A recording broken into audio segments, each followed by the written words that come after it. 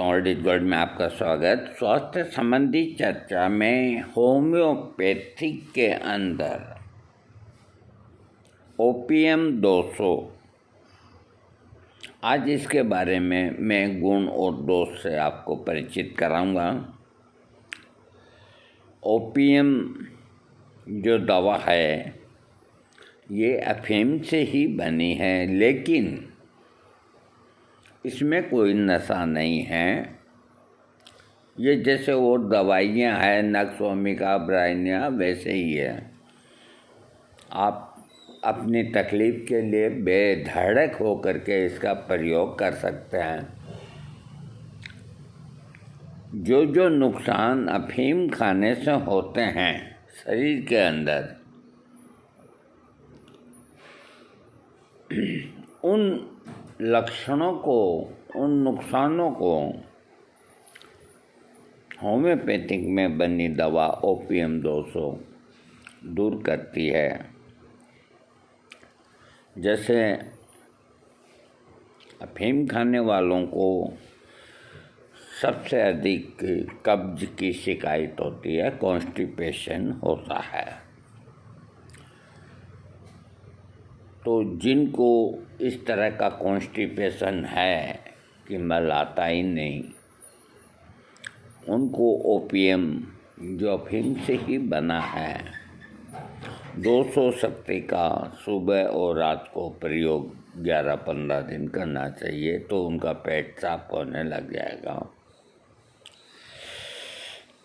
अब मैं आपको इसके लाभ हानि बताता हूँ।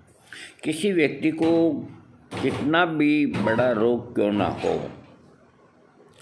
लेकिन उस रोग के कारण होने वाली परेशानियों के बारे में रोगी को कुछ महसूस नहीं होता। वो अपने सारे काम साधारण दिनों की तरह कर लेता है, तो उस समय उसके इन्हीं लक्षणों को देखकर ओपीएम औषधि देना बहुत ही उपयोगी साबित होता है। इसके अलावा ये औषधि मल द्वार या मूत्र द्वार की कमजोरी के कारण मल का न आना, पेशाब का न आना, पेट का फूल जाना में औषधि चमत्कारिक असर दिखाती है। विभिन्न रोगों के लक्षणों के आधार पर ओपीएम देने से लाभ होता है। इसके रोगी के सिर के लक्षण: बूढ़े लोगों को अपना सिर काफ़ी हल्का महसूस होना, सिर का बहुत ज़्यादा भारी सा लगना, सिर घूमने के कारण चक्कर आना, सिर के पीछे के हिस्से में दर्द सा होना, रोगी को अपने सिर में इतनी तेज़ी से दर्द महसूस होना जैसे कि सिर अभी फट पड़ेगा, याददाश्त का बिल्कुल चले जाना, कोई बोलता रहता है लेकिन रोगी को उसकी बात समझ में नहीं आती, इस तरह के लक्षणों में ओपीएम का प्रयोग करना चाहिए। इसके रोगी के मानसिक लक्षणों में रोगी को कुछ भी अच्छा नहीं लगना, याददाश्त का पूरी तरह खो जाना, मन में अजीब अजीब भयानक ख्यालों का आना, अपनी बोली हुई बातों को खुद ही न समझ पाना, घर पर होते हुए भी उसे लगता कि वह घर पर नहीं है, अपने आप ही चीखने चिल्लाने लगना आदि रोगों को ओपीएम औषधि देने से राहत मिलती है। आँखों से संबंधित लक्षणों में ओपीएम आँखों की आधी खुली और आधी बंद सी होना, आँखों की पुतलियों का फैल जाना, पलकों का नीचे की ओर लटक जाना, आँखों का एक ही जगह जम जाना आदि आँखों के लक्षणों में रोगी को ओपीएम औषधि का सेवन कराना काफ़ी लाभदायक सिद्ध होता है। मुंह से संबंधित लक्षणों में रोगी को अपना मुंह बिल्कुल सूखा सा लगना, रोगी की जीभ पर लकवा मारे जाने के कारण जीभ का काला होना, रोगी को बार बार प्यास लगना, किसी चीज़ को खाकर निगलने में और बोलने में परेशानी होना, मुंह में खून के साथ झाग का आना जैसे लक्षणों में ओपीएम औषधि से लाभ होता है। आमाशय के लक्षणों में अगर रोगी के पेट में दर्द होने के साथ उल्टी होती है और बेहोशी सी छाई रहती है, उल्टी के साथ शरीर के अंदर की गंदगी का बाहर निकलना, रुका हुआ हर्निया, बार बार भूख सी लगना लेकिन भोजन करने का मन न करना आदि लक्षणों के आधार पर ओपीएम का सेवन कराना लाभदायक माना गया है। पेट से संबंधित लक्षणों में पेट का फूलकर सख्त हो जाना, पेट के दर्द होने के साथ ही मल का बहुत ही मुश्किल से आना जैसे पेट के रोग के लक्षणों में रोगी को ओपीएम औषधि देना अच्छा है। जिनको सख्त कब्जियत रहती है और जो हाइड्रास्टिस मदर टिंचर का प्रयोग कर चुके हैं तो उनको मैं एक कॉम्बिनेशन बताता हूँ कब्जी के लिए, हमेशा के लिए निजात पाने के लिए। देखो, मेरे को ऐसे कभी याद नहीं आया, लेकिन जब मैं कोई अध्याय को पढ़ता हूँ तो फट वो चीज़ आ जाती है। हाँ, लिखना चाहो तो लिख लो, नहीं तो ऐसी कोई बात नहीं। ओपीएम 30 पोटेंसी और नेट्रम्यूर 30 पोटेंसी, इन दोनों का मिश्रण कर लें, गोलियों के अंदर बनवा लें दवा, और 10-10 गोली दिन में 5 बार चूसें आप। 21 दिन आपको जो भी कब्जी है, जिस तरह की भी है और जिस वजह की है, उससे आपको छुटकारा मिल जाएगा और आप चाहें तो इसको लंबे समय भी ले सकते हैं। ओपीएम 30, नेट्रम्यूर 30, ये बहुत ही अच्छा फार्मूला है, मेरा आजमाया हुआ है। हाँ, इसका जो मल होता है, पेट में कब्ज का बनना, मल क्रिया के लिए जाने की बिल्कुल इच्छा न होना, मल का गोल आकार में काले रंग का आना, मल एक बार मल द्वार से बाहर निकलकर फिर अंदर घुस जाता है, मलांत्र बहुत तेज़ी से दर्द का होना, मल का बहुत तेज़ी से बदबू के साथ आना, इन लक्षणों के आधार पर ओपीएम देना चाहिए। पेशाब के लक्षणों में पेशाब बहुत देर से और बहुत कम मात्रा में आना, किसी का डर लगने के कारण पेशाब का रुक जाना या अपने आप ही आ जाना, पेशाब की नली का कमज़ोर सा महसूस होना जैसे लक्षणों में रोगी को ओपीएम औषधि देने से लाभ मिलता है। स्त्री रोगों में स्त्री को किसी तरह का डर लग जाने के कारण, मासिक धर्म का रुक जाना, बच्चे को जन्म देने का या दर्द रुक जाने के कारण, बेहोशी, गर्भवती स्त्री को बेहोशी छाना, गर्भवती स्त्री का बहुत ज़्यादा नींद का आना, गर्भाशय में बहुत तेज़ी के साथ प्रसव वेदनाओं के साथ ही मल का काफ़ी तेज़ी से आना जैसी स्त्री रोगों के लक्षणों में रोगी स्त्री को ओपीएम देने से लाभ होता है। श्वास संबंधी लक्षणों में रोगी को नींद आते ही सांस का रुक जाना, दोबारा सांस चालू करने के लिए रोगी को ज़ोर ज़ोर से हिलाना पड़ता है, गले में खराश सी होना, सोते समय बहुत तेज़ी से खराशों का होना, सांस लेने और सांस छोड़ने की क्रिया बहुत दर्दनाक, रुक रुक कर गहरी सी होना, छाती का गर्म होने के साथ ही दिल के पास जलन सी महसूस होना, खांसी होने के साथ सांस लेने में परेशानी होना, चेहरे का नीला पड़ना, खांसी में बलगम के साथ खून का आना आदि लक्षणों को रोगी को देने से ओपीएम से लाभ होता है। नींद के लक्षणों में ओपीएम का जो रोगी होता है तो बहुत तेज नींद आती है, ऐसी कि जिसमें रोगी को खुद भी पता नहीं होता कि वो कहाँ सो रहा है। नींद आने के बाद श्वास का रुक जाना, नींद में आँखों के साथ चीखने चिल्लाने लगना। रोगी को बहुत तेज़ी से नींद तो आती है, लेकिन उसको सोने में बहुत परेशानी होती है। नींद आने पर रोगी को जंगली जानवरों के भयानक से सपने दिखाई देने लगते हैं। रोगी को ठंड लगने के साथ ही शरीर में कंपकंपी पैदा हो जाना, फिर उसका शरीर गर्म हो जाना, नींद आने लगती है, बहुत ज़्यादा पसीना आता है, शरीर गर्म हो जाने के साथ ही रोगी को प्यास भी काफ़ी लगती है। इन सारे लक्षणों के किसी भी व्यक्ति में नज़र आने पर उसे ओपीएम नियमित रूप से दी जाए तो रोगी के सारे लक्षण कुछ ही दिनों में समाप्त हो जाते हैं।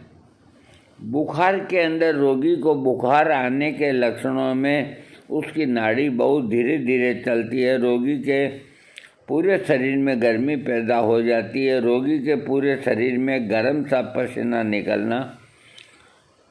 बुखार के साथ ही रोगी जब सांस लेता है तो अजीब अजीब सी आवाज़ें आती है, रोगी को बहुत तेज प्यास लगती है और नींद भी आ जाती है। रोगी को हल्का सा बुखार आने के साथ ही गहरी नींद भी आती है। शरीर के बाहरी अंगों में रोगी की पीठ धनुष की तरह टेढ़ी हो जाना, गर्दन की नसों का फूल जाना, वेदनाहीन पक्षाघात, शरीर के अंगों का फड़कना, अंगों का सुन्न हो जाना, शरीर में झटके लगना, ऐसे कि जैसे संकोचक पेशियों की क्रिया बढ़ गई थी, ज़्यादा रोशनी से बेहोशी सी छा जाना, प्रत्यंगों का ठंडा महसूस होना जैसे लक्षणों के आधार पर रोगी को ओपीएम औषधि देने से लाभ होता है। चर्म रोगों में रोगी के शरीर पर गर्म सा पसीना निकलने के कारण उसकी त्वचा का बिल्कुल गीला हो जाना। अगर रोगी को सोते समय कुछ उड़ा दिया जाए तो वो हाथ पैर मारकर उसे हटाना चाहता है।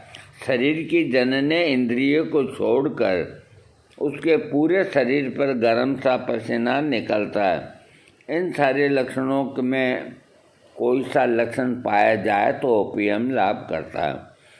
ओपीएम के रोगी का रोग वृद्धि गर्मी की वजह से नींद में या उसके बाद में इसका रोग बढ़ता है और आराम मिलता है। ठंडी चीज़ों से लगातार घूमते रहने से रोग कम हो जाता है।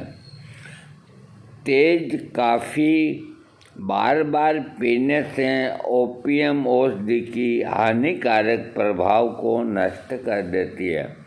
अगर ओपीएम दवा खाने से किसी को साइड इफ़ेक्ट हों तो 2-3 प्याली कॉफ़ी के पी ले, इससे वो उसकी क्रिया ख़त्म हो जाती है। ओपीएम के अधूरे काम को पूरा करने के लिए एलुमिना, बेरिटा कार्ब, हायोसायमस, फास्फोरस और प्लम्बम मेटेलिकम है। इसकी तुलना इपिकाक, बेलाडोना, जेल्सीमियम, नक्स मास्केटा, मार्फिनम, कोडिनम से की जा सकती है। मात्रा जो है रोगी को ओपीएम औषधि की 3x से 30 शक्ति तक या 200 शक्ति तक देना चाहिए, यानी कि कुल मिला के इसकी 30 पोटेंसी बहुत लाभदायक है। लकवा वगैरह में 200 पोटेंसी लाभदायक है। 3x मेरा जहाँ तक ख्याल है अब नहीं आती, क्योंकि इसमें तो बहुत पहले का लिखा हुआ है। क्योंकि 3x के अंदर तो अफीम की मात्रा होगी, शायद नहीं आती, और आती है तो थरियक्स का इस्तेमाल कर लें जिनको अनिद्रा का रोग है, और हल्का बिल्कुल मामूली नशा रहेगा। और सबसे अच्छी पोटेंसी 30 और 200 है ओपीएम की। ओपीएम एक वक्त था जो मेरे हम उम्र के जो होम्योपैथिक में रुचि रखने वाले या डॉक्टर हैं, शायद उनका भी वास्ता पड़ा होगा। एक बार मैंने ऐसे ही ट्राई के तौर पे, कोई 30-40 साल हो गए होंगे, ओपीएम मदर टिंचर का ऑर्डर दिया था। ओपीएम मदर टिंचर का मतलब ये होता है कि अफीम का मूल जो होता है लिक्विड वो आना। तो मैंने 100 ml का ऑर्डर दिया, 100 ml आ गया। उस वक्त कोई पाबंदी नहीं, कुछ और कोई बात नहीं, वो मैंने आया जैसे ही गंवा दिया। मैंने उससे थरियक्स उस वक्त बनाया था, उससे आगे मैं नहीं बढ़ा। और एक कोई मिलने वाला था, वो अफीम का सेवन करता था, तो मैंने उससे कहा कि देखें तुम इसका आधा ढक्कन पी कर के देखो। उसने पी कर के थोड़ी देर बाद आया, कहा आप ये शीशी मेरे को दे दो, आपको क्या काम आएगी, आपको जो चाहिए जो पैसे ले लो, 100 रुपये 50 रुपये, मिलती कहाँ है, नसीबों से नहीं मिलती। तब मेरा दिमाग ठंडा है, मैंने कहा चक्कर क्या है। फिर बाद में समझ में आया ये तो असली अफीम का अर्थ भेज दिया। तो वो वक्त और था, आज वक्त और है। आज नाम लेना ही गुनाह है, खाना तो बहुत दूर की बात है। असली अफीम मिलती ही नहीं, इसके डोडे होते हैं। तो जो नशा करने वाले होते हैं, गरीब आदमी होते हैं, जिनके पास पैसे नहीं होते अफीम खरीदने के, तो जिसमें से अफीम निकलता है तो उसका जो खोल होता है डोडे बोलते हैं, तो ये डोडे भी बिकते हैं क्योंकि उनमें भी नशा होता है। क्योंकि अफीम तो निकाल लिया जाता है, लेकिन अफीम उन्हीं में से निकलते हैं, उन डोडों में से। तो उन डोडों के अंदर उसकी मात्रा रहती है। तो कई साधु सन्यासी या जिनको आदत पड़ चुकी है, अफीम मिलता नहीं है, तो डोडे उनको मिल जाते हैं। जैसे भांग के बीज मिल जाते हैं, वैसे अफीम के डोडे मिल जाते हैं। और उसमें कोई फॉर्मेलिटी ऐसा कुछ नहीं है। तो वो लोग क्या करते हैं कि एक एल्युमिनियम या पीतल की तपेली के अंदर उन डोडों को डाल करके और पानी 1 गिलास 2 1.5 गिलास भर देते हैं और उसे गर्म करते रहते हैं। करीब 2-2.5 घंटे के बाद खूब गर्म हो जाता है। तब एक कपड़े से उनको छान करके वो पानी चाय की तरह धीरे धीरे पी लेते हैं। सुबह पी लेते हैं और फिर शाम को इसी तरह उन डोडों को लगा करके और पी के सो जाते हैं। तो उनको हल्का नशा आता है और नींद आ जाती है और दिमाग की जो टेंशन है वो निकल जाती है। तो ये मेरा बताने का मतलब ये नहीं कि आप डोडे खरीद के और गर्म करके पीना शुरू कर दो, नहीं, ऐसा कोई गलत काम नहीं करना। कोई भी जो नशा होता है वो नशा ही होता है। नशा इंसानों के लिए नुकसानदायक है, इसका प्रयोग ना करें तो ये अच्छा है। और अगर किसी को करना भी है तो उसकी आयुर्वेद जो इजाज़त देता है उसके हिसाब से ही वो करे तो हानि नहीं होगी, अन्यथा हानि होगी। और सबसे अच्छा तो ये है कि आदमी को हर तरह के नशे से बचना चाहिए। जिस आदमी को कोई चीज़ का नशा नहीं, पान नहीं खाता, सुपारी नहीं खाता, इलायची नहीं खाता, बीड़ी नहीं पीता, सिगरेट नहीं पीता, गांजा नहीं पीता, भांग नहीं पीता, दारू नहीं पीता, बियर नहीं पीता, अफीम नहीं खाता, उसे कहते हैं सात्विकता। तो जिनके अंदर ये सात्विकता होती है उनके अंदर एक अलौकिक शक्ति अपने आप बनती है और वो उस अलौकिक शक्तियों से कितने ही अच्छे काम कर सकते हैं। लेकिन इतना मन के ऊपर कंट्रोल होना अति आवश्यक है। मैंने देखा है कि अच्छे अच्छे आदमी जो भगवान के परम भक्त हैं, बाकी 1 रुपये का पुड़िया, अब 1 रुपये का पुड़िया जो आता है जर्दे का, वो कोई मायने नहीं रखता, लेकिन वो थोड़ा थोड़ा खाने की उनकी आदत तो है ही है। तो अब वो 1 रुपये का खाओ चाहे 100 रुपये का खाओ, आदि तो हो ही गए ना नशे के।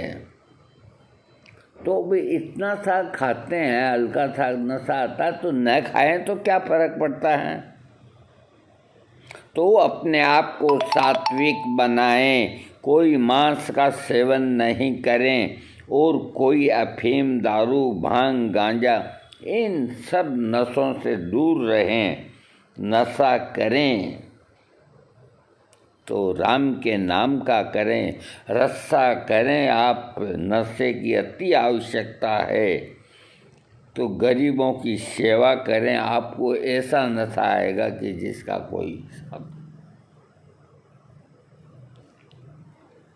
नशा आदमी को खत्म कर देता है और ओपियम उसका जैसा रंग होता है काला, ऐसा आदमी को कोयले की तरह काला बना के मार देता है।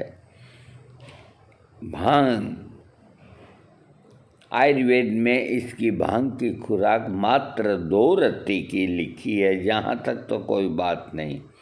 अधिक लेने से ये गले को सुखाती है, ये पल्पिटेशन को बढ़ाती है और धीरे धीरे आदमी की बुद्धि कम करके और उसको पागल बना देती है। शराब,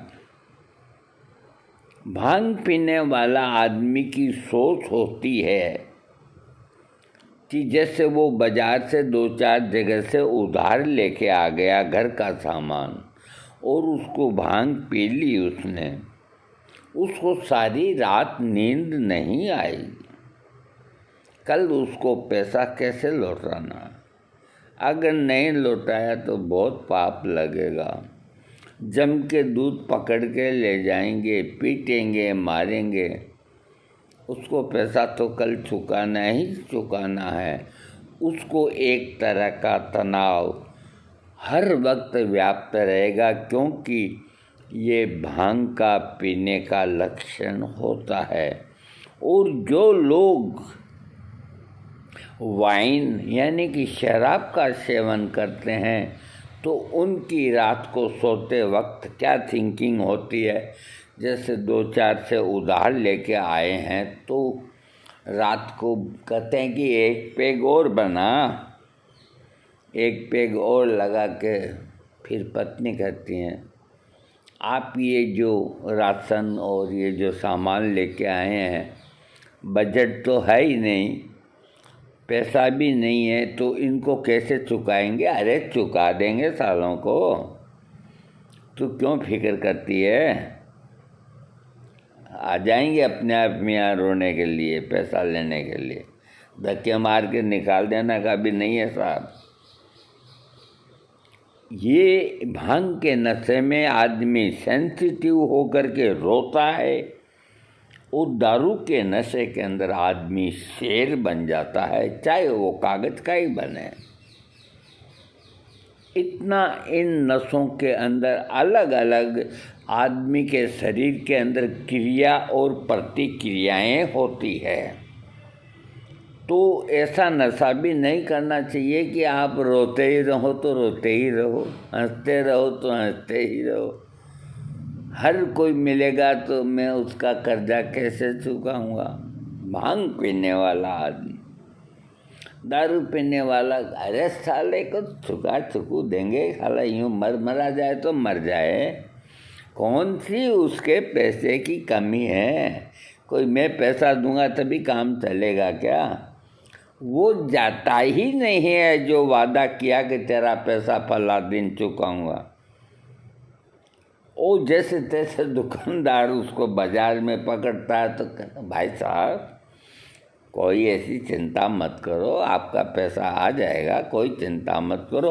और उसके पास जो ही पैसा आता है और फिर अद्दी लगा देता कि सालों की ऐसी की तैसी। तो एक तो नशा आदमी को राक्षसी प्रवृत्ति देता है, और एक भांग का नशा जो आदमी को गमगीन बनाता है, और एक अफीम का नशा।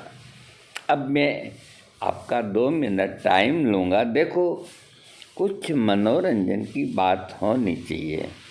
हमारे यहाँ, मैं बूंदी जहाँ रहता हूँ, यहाँ से 30 किलोमीटर दूर, अब तो कम हो गई है, आज से 30-40 साल पहले बड़ी अफीम पैदा होती थी, 30-40 किलोमीटर दूरी, क्योंकि एमपी का बॉर्डर भी लगता था, और किसान हैं जो अफीम को पैदा करते थे और खुद भी खाते और बेच देते थे। तो यहाँ बूंदी स्टेट का जो मैं कह रहा हूँ ना, वो ऐसी बात कह रहा हूँ कि गलत हो ही नहीं सकती। यहाँ बूंदी स्टेट में एक राजा हुआ, नाम भूल गया, राजा क्या, वो राजा का खास आदमी होता है, क्या बोलते हैं, सेनापति या जो भी है, नारायण सिंह नाम था, नारायण सिंह जी। खूब मोटा पेट, उनका खूब मोटा पेट। वो दिन में 4 बार अफीम उनको चाहिए थी, अगर अफीम नहीं मिले तो मर जाए वो। तो उस वक़्त राजे महाराजे आपस के अंदर लड़ा करते थे। तो चित्तौड़ के और बूंदी के ठन गई, तो बूंदी के महाराजा ने नारायण सिंह को कहा कि तुम जाओ और चित्तौड़ का मोर्चा संभालो। अब वो रोज दिन में 4 बार अफीम जमाने वाले आदमी को कहते हैं कि क्या जाना है वहाँ, 10-20 सेनापति को भेज दो, सिपाहियों को, जीत के आ जाएंगे। कि नहीं नारायण सिंह जी, मामला डेंजरस है, तुम जाओ। मैं जाऊँ कहाँ? पहले मेरा बंदोबस्त कर दो। अफीम का बंदोबस्त हो गया। खूब मोटे ताजे थे नारायण सिंह जी, ये बड़ा पेट आ रहा। घोड़े पे सवार हो करके रवाना हुए तो लोगों ने हंस के ये युद्ध करने जा रहा है, ये लड़ाई जीतने जा रहा, नशेड़ी साला कहेगा, क्या जीतेगा, इसके हाथ पाँव काबू में नहीं। पेट है जो एक तरफ जा रहा है, सिर एक तरफ जा रहा। तो नारायण सिंह जी चित्तौड़ पहुँचे। चित्तौड़ पहुँचने के पहले एक कुआं आया गांव में, अंदर घुसने के पहले। तो प्यास लगी थी, तो कभी कुएं से चलो ये पानी भर रही है औरतें, तो पानी वानी पी करके फिर आगे बढ़ते हैं। 10-20 गुड़ सवार साथ में थे। तो वो कुएं के पास गए, तो पानी पी रहे थे। तो उनके अंदर जो पानी भरने वाली औरतें थी, तो एक तेली की घर वाली थी। तो औरतें आपस में बातें करते हैं कि ये बूंदी की फौज आई है चित्तौड़ को फतेह करने के लिए। नारायण सिंह की ओर टॉन्ट करके, व्यंग करके ऐसे बेडोड़े आए, ये क्या युद्ध करेंगे। ये बात नारायण सिंह के कानों में पड़ी, तो उन्होंने कहा, ये इधर आ, कौन है तू? महाराज मैं तो तेलन हूँ, तुमने ऐसा कहा हमारे लिए, है गलती हो गई, अंदाता। बैठ। उनके पास भाला था नारायण सिंह जी के पास। तो उन्होंने उस भाले को उसके गले के अंदर डाल करके वो 3 आंटी लगा दी अपने हाथों से।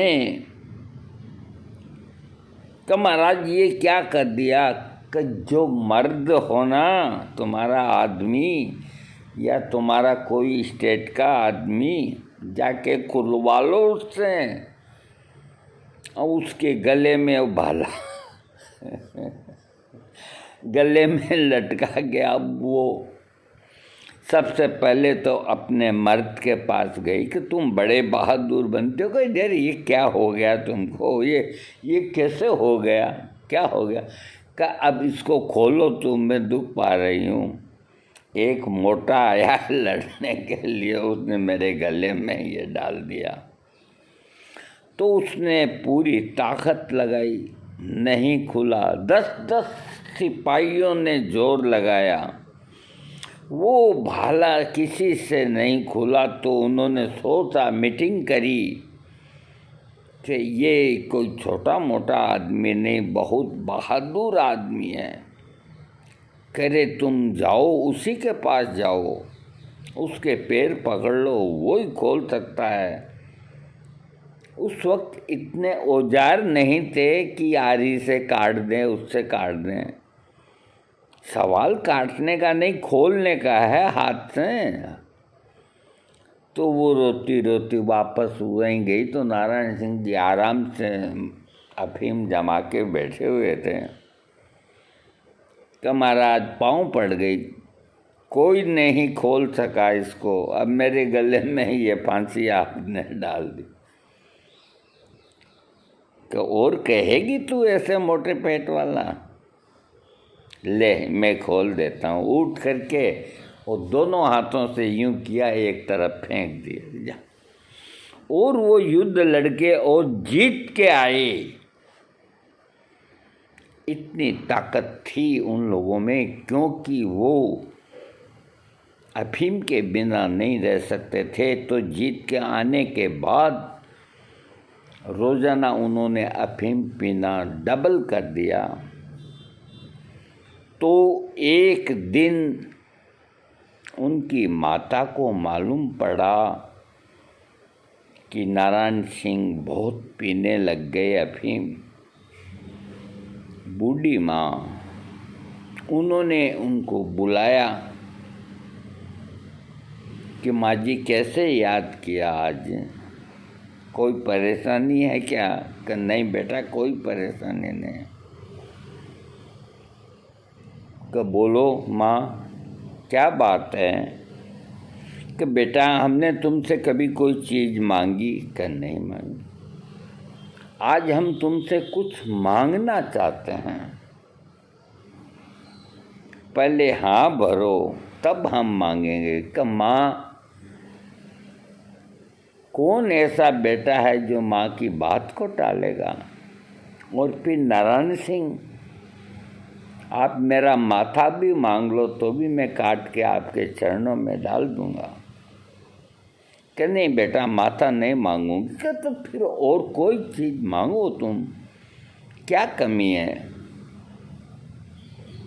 कि बेटा, उनके यहाँ अफीम की पोटली बंदी रहती थी, कि तेरे ये जो यहाँ बंदी हुई है ना, ये मुझे दे दे।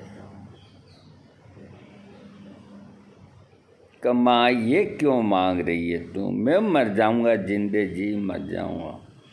कि नहीं बेटे, ये मुझे दे दे, अब इसका सेवन तुम बंद कर दो, तुम्हारी माँ मांग रही है। तो उन्होंने खोल करके और अपने माँ को वो दे दिया और अफीम बंद कर दी खानी। और साल 6 महीने के अंदर तड़प तड़पा के परलोकवासी हो गए। ऐसे ऐसे वीर हुए। अब एक लतीफ़ा याद आ गया, अब मैं करूं भी क्या, क्योंकि ये दवाई ऐसी है अफीम। तो यहीं की बात है, उस वक़्त लोग बहुत अफीम खाते थे बूंदी में। तो 2 दोस्त थे, तो दोनों ने खूब अफीम जमा जमू के कि चलो अब शहर के अंदर घूमने चलते हैं। तो यहाँ जो कंजस्टेड बाज़ार है उसका नाम है चौमुखा बाज़ार, यानी कि उसके 4 गेट हैं, 4 मुख हैं, पतले पतले बड़े खूबसूरत गेट हैं। जितने सैलानी आते हैं तो उनकी कलाकृतियों के और के फ़ोटो लेते हैं। तो वो दोनों दोस्त अफीम खा करके जब उन गेटों के नज़दीक पहुँचे तो एक ने कहा कि यार, ये गेट है ना, हाँ गेट आ गया, कि अपने अड़े गए, छोटा है ये, अपन चल रहे हैं ना तो अपना माथा फूटेगा, ये अड़ जाएगा अपने। कहाँ है? हाँ, अड़ जाएगा, अड़ जाएगा, अड़ जाएगा। तो क्या करें कि थोड़ा झुक जाएं अपन और इसके अंदर से निकल जाएं। बाजार बड़ा हुआ, लोग आ रहे हैं जा रहे हैं, और वो दोनों हैं जो यूँ झुक के चलने लगे। तो गेट और नज़दीक आया, फिर कहा कि यार ये तो अड़ेगा। थोड़ा और झुक जाते हैं तो वो पीठ के बल, जैसे कुबड़ा आदमी होता है ना, वैसे वो धीरे धीरे दोनों चलने लगे। लोग देखें कि भाई जो अफीम किए हैं क्या कर रहे हैं, कुछ पता नहीं आया। थोड़ी दूर और आगे बढ़े और गेट कोई 2-4 फीट दूर ही रहा। तो फिर एक ने कहा, यार दोस्त, अपन पहले झुके, फिर और झुक गए, लेकिन ये गेट तो सालों ने बहुत छोटा बनाया है, ये तो अड़ेगा। कि तो क्या करें कि अपन है जो नीचे लेट करके और रेंगते हुए इसमें से निकल जाएं, फिर कैसे अड़ेगा। भरे बाजार के अंदर दोनों पीठ के बल लेट गए और जैसे सांप चलता है ना, इस तरह से उन्होंने गेट को पार किया। तो इसका नशा ऐसा ही होता है दोस्तों। ये कुछ बातें मैंने आपको चुटकुले के रूप में बताई और इसमें नारायण सिंह जी की बहादुरी के किस्से बताए। नारायण सिंह जी बनने की कोई कोशिश नहीं करना। वो 30-30 किलो का दूध का चर्रा भरा हुआ वो एक हाथ से यूँ पकड़ के और यूँ पी जाते थे। आप पी जाओगे क्या? 1 गिलास पियोगे टटियाँ जाओगे, है ना।